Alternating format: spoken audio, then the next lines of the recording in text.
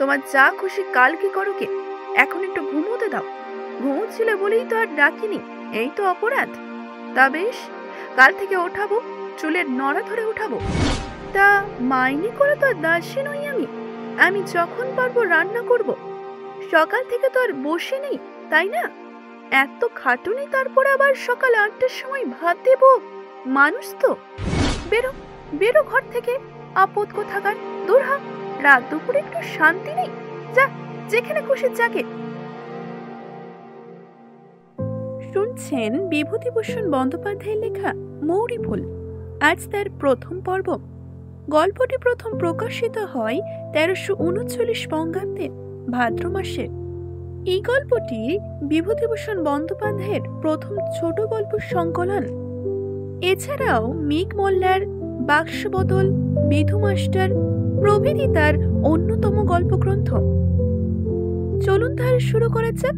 তার আগে আমি সায়ন্তিকা, শুরু হচ্ছে মৌরি ফুল। অন্ধকার তখনও ঠিক হয় নাই। মুখুজ্জে বাড়ির পেছনে বাঁশবাগানে জোনাকির দল আসতে শুরু করেছে। মাঠের ধারে বাঁশবাগানের পেছনটা সূর্যাস্তের শেষ আলোয় উজ্জ্বল হয়ে উঠেছে। আর ঠিক এমন সময়ই মুখুজ্জেদের বাড়ি থেকে এক কলরব আসিতেছে। বৃদ্ধ রামতনু মুখুজ্জে শিবকৃষ্ণ পরমহংসের শিষ্য। তিনি রোজ সন্ধ্যাবেলায় আরতি দিয়ে থাকেন। এর জন্য প্রায় 1 পোয়া খাঁটি ঘি তার চাই। তিনি নানা উপায়ে এই ঘি সংগ্রহ করে ঘরে তুলে রাখেন। অন্য দিনের মতোই আজও তাকের উপর একটা বাটিতে ঘিটা ছিল। তার পুত্রবধূ সুশীলা সে বাটি তাকের উপর হইতে পারিয়া সে ঘিটা সমস্ত দিয়া রাঁধিয়া ফেলিয়াছে। রামতনু মুখুজ্জে তখন কোর্টে গিয়াছিলেন ও পাড়ার চৌধুরীদের পক্ষে একটা মকদ্দমায় সাক্ষ্য দিতে। অবশ্য কিসের জন্য গিয়েছিলেন, কেন গিয়েছিলেন তা উল্লেখ না করাই ভালো। তবে বলতে গেলে বাড়ি যখন তিনি ফিরে এলেন তখন রামতনু বাবুর শরীর মন দুটোই খারাপ। তিনি মনে মনেই এই স্থির করে বাড়িতে প্রবেশ করিয়াছিলেন যে বাড়ি প্রবেশ করেই শ্রীগুরুর উদ্দেশ্যে আহুতি দেবেন। তাতে তার এই জর্জরিত মনটা একটু স্থির হবে। তবে তার হলো কই। তিনি দেখলেন তার সেই ঘিটুকু একেবারে নষ্ট হইয়া গেছে। এই হচ্ছে মুখুজ্জেদের বাড়ির কলরবের কারণ। প্রায় 8 ঘন্টা ধরিয়া এই কলরব চলিতে লাগিল। মুখুজ্জে মহাশয়ের পুত্রবধূ সুশীলা প্রথমটা একটু চুপ ছিল। তারপর শ্বশুরকে এমন কথা জবাব দিতে লাগলো যে একজন 18 বছরের বয়স্কা তরুণীর মুখে তা সাজে না। কোর্টে উকিলের অপমান আর বাড়িতে আসিয়া পুত্রবধূর অপমান, তাই রামতনু বাবু নিজেকে ঠিক রাখতে পারলেন না। তারপর তিনি এমন এমন ভাষায় কথা বলতে লাগলেন যে তা বিদ্যা বুদ্ধিহীন মানুষের পক্ষে বোঝা একেবারেই সম্ভব নয়। ঠিক এমন সময় মুখুজ্জে মহাশয়ের ছেলে কিশোরী বাড়ি আসিল। তাহার বয়স 25-26 হইবে। বেশি লেখাপড়া না করা তরুণ সে চৌধুরীদের জমিদারি কাছারিতে 9 টাকা বেতনে মুহুরিগিরি করিত। কিশোরীলাল নিজের ঘরে প্রবেশ করিয়া দেখিল যে ঘরে আলো দেওয়া নাই। অন্ধকারেই সে জামা কাপড় ছাড়িয়া বাহিরে হাত পা ধুইতে গেল। তারপর ঘরে ঢুকিয়া শুনিল এ সংসারে থাকিবার শক্তি তাহারা নাই। অতএব কাল সকালেই যেন গরুর গাড়ি ডাকাইয়া তাহাকে বাপের বাড়ি পাঠাইয়া দেওয়া হয়। কিশোরী সে কথার কোনো উত্তর দেয় না। সে বাঁশের কাঠে গোছা ঘরের কোণ হইতে বাহির করিয়া বাহির চলিয়া গেল। রায়বাড়িতে চণ্ডী মণ্ডপের আখড়ায় যুবকদের রিহার্সাল চলিত। অনেকক্ষণ কাটাইয়া অনেক রাত্রে বাড়ি ফিরিয়া আসিত। এটাই ছিল তার নিত্য অভ্যাস। রামতনু মুখুজ্জে মহাশয়ও অনেকক্ষণ বাহিরের ঘরে কাটাইলেন। প্রতিবেশী হরিরায় তামাকের খরচ বাঁচাইবার জন্য সন্ধে সকাল মুখুজ্জে মহাশয় চণ্ডী মণ্ডপে আশ্রয় করিতেন। তাহাকে রামতনু জানাইলেন যে তিনি খুব শীঘ্রই কাশী যাইতেছেন, কেননা বয়স তার বাড়িতেছে আর তার ভালো লাগছে না ইত্যাদি। অবশ্য রামতনু মুখুজ্জের এরকম আকাঙ্ক্ষার কারণ একমাত্র তার পুত্রবধূ সুশীলা। এই সুশীলা সকাল সন্ধ্যা কিছু একটা না বাঁধাইলে থাকিতেই পারে না। সে অত্যন্ত আনাড়ি, কোনো কাজই গুছিয়ে সে ঠিকঠাক করতে পারে না। দোষ দেখাইতে গেলেই সে খেপিয়া যায়। তার এই পুত্রবধূটির জন্য রামতনু মুখুজ্জের বাড়িতে কাক চিল বসিবার উপায় নাই। অনেক রাত্রে কিশোরী বাড়ি ফিরিয়া আসিয়া দেখিল তাহার ঘরে খাবার ঢাকা আছে এবং স্ত্রী ঘুমাইতেছে। খাওয়া দাওয়া শেষ করিয়া সে শুইতে গিয়া দেখিল স্ত্রী ঘুম ঝরানোর চোখে বিছানার উপর উঠিয়া বসিয়া আছে। স্বামীকে দেখিয়া সে বলল, কখন এলে? আমায় একটু ডাকলে না কেন? স্বামী উত্তর দিলেন, আর ডেকে কি হবে? আমার কি হাত পা নেই যে আমি নিতে জানি নে? তখনই স্ত্রী রাগিয়া উঠিল, হ্যাঁ, তা নিতে জানিনি তো জেনো, কাল থেকে আমার এখানে আর বনবে না। এ যে হয়েছে একেবারে শত্রুপুরী, বাস করা দায়। বাড়ির শুদ্ধ লোকে আমার পেছনে লেগেছে, না হয় বরং। এই বলিয়া স্ত্রী বালিশের ওপর মুখ গুছিল, কান্নায় সে ভাঙ্গিয়া পড়িল। কিশোরী দেখিল স্ত্রী রাত দুপুরের সময় গায়ে পড়িয়া ঝগড়া করিয়া এক বিভ্রাট বাঁধাইয়া তোলে, তাই সে নিয়েছে ভাতের ঢাকা খুলিয়া লইয়া খাইয়াছে। আর ইহাতেও যদি স্ত্রী চটিয়া যায় তাহলে তো আর সহ্য করা যায় না। কিছুই না, ওই একটা ছল পেলেই হলো আর কি। তখন কিশোরী বলিল, তোমার যা খুশি কালকে করো কে, এখন একটু ঘুমোতে দাও। ঘুমোচ্ছিল বলেই তো আর ডাকিনি, এই তো অপরাধ। তা বেশ, কাল থেকে ওঠাবো, চুলের নড়া ধরে উঠাবো। সুশীলা কিন্তু কোনো কথাও বলিল না, আর মুখও তুলিল না।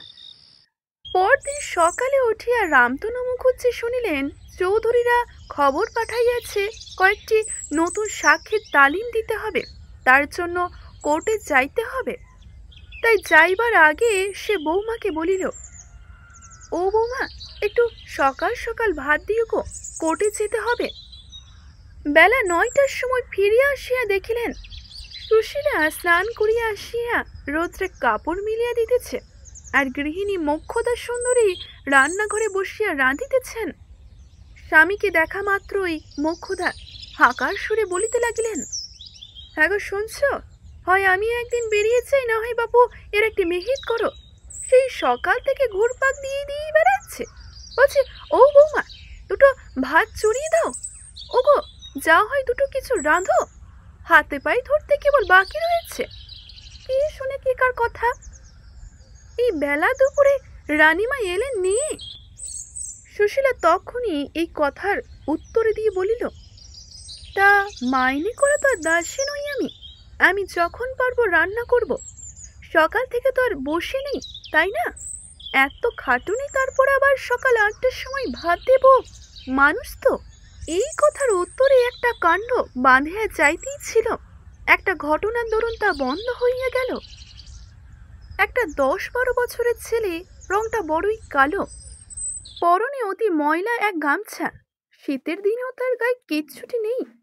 হাতে ছোট একটা বাখারি ছড়ি লইয়া বাড়ির মধ্যে ঢুকিল। ছেলেটি পাশের গ্রামের আতর আলী ঘরামির ছেলে। গত বছর তার বাপ মারা গিয়েছে।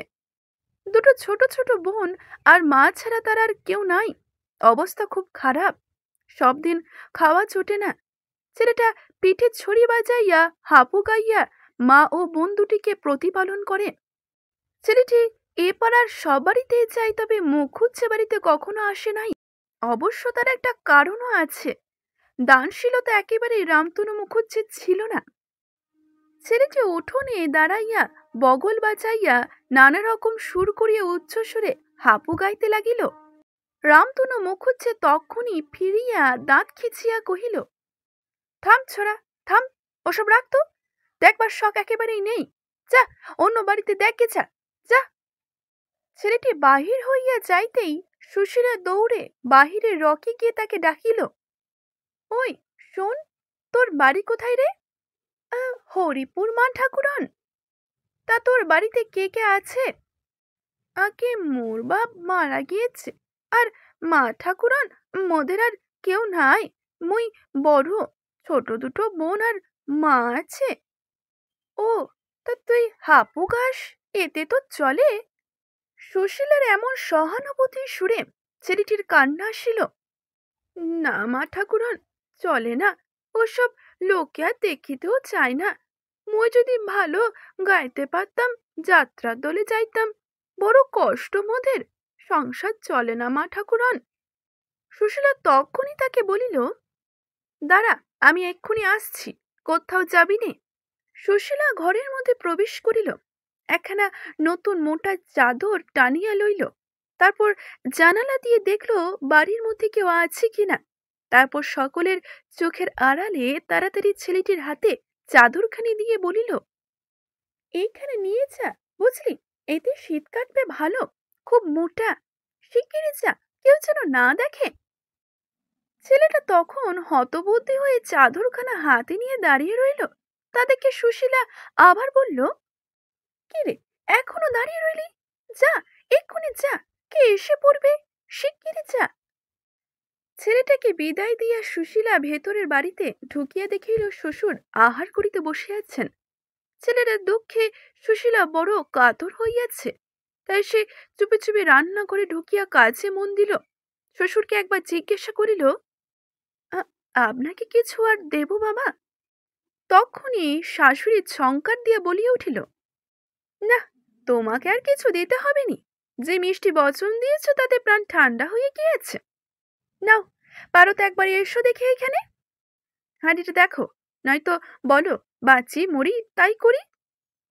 রামতনু কোনো কথা বলিলেন না, আপন মনে খাইয়া উঠিয়া চলিয়া গেলেন। এরপর 2 মাস কাটিয়া গিয়াছে। ফাল্গুনের মাঝামাঝি বেশ গরম পড়িয়াছে। অনেক রাত করিয়া কিশোরী বাড়ি আসিয়াছে।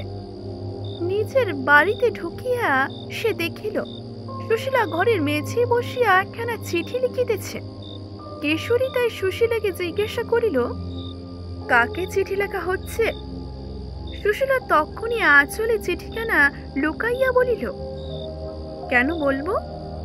তার স্বামী তখন বলিল, থাক, না বললো কি, ভাত দাও, রাত কম হয়নি, আবার সকাল হলে খাটুনি আরম্ভ। এখানে একটু বলা দরকার যে সুশীলা কিছুই লিখছিল না, তার এটা একটা নতুন ফন্দি স্বামীর সঙ্গে কথা বলার। স্বামীর সঙ্গে বহুদিন তার ভালো করে কথা হয়নি। খাওয়া দাওয়া শেষ হলে কিশোরী গিয়া শয্যায় আশ্রয় করিল, কিন্তু সুশীলা তার স্বামীকে কিছুতেই ঘুমাইতে দেয় না। সে বলে, ওগো, একটি গল্প বলো না, অনেকদিন তো বলনি, বলবে লক্ষ্মীটি?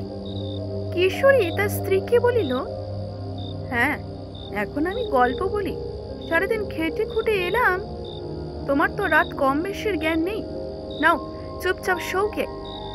কিন্তু সুশীলা একেবারেই ছাড়বার পাত্র নয়। কিশোরী ঘুমাইবার চেষ্টা করিতেছিল, কিন্তু স্ত্রীর এরকম বাহানায় সে অধৈর্য হয়ে চটিয়া উঠিল। উঠিয়া বসিয়া তাহার স্ত্রীর চুলের মুঠি ধরিয়া বিছানার ওপর হইতে নামাইয়া ধাক্কা মারিয়া ঘরের বাহির করিয়া দিল। বেরো, বেরো ঘর থেকে, আপদ কোথাকার, দূর হ, রাত দুপুরে একটু শান্তি নেই, যা, যেখানে খুশি জাগে। তারপর ঘরের আলোর কাছে আসিয়া কিশোরী দেখিল স্ত্রী তার 2 হাতে নখ দিয়া আছড়াইয়া তার হাতের আঙ্গুলগুলি রক্তপাত করিয়া দিয়াছে।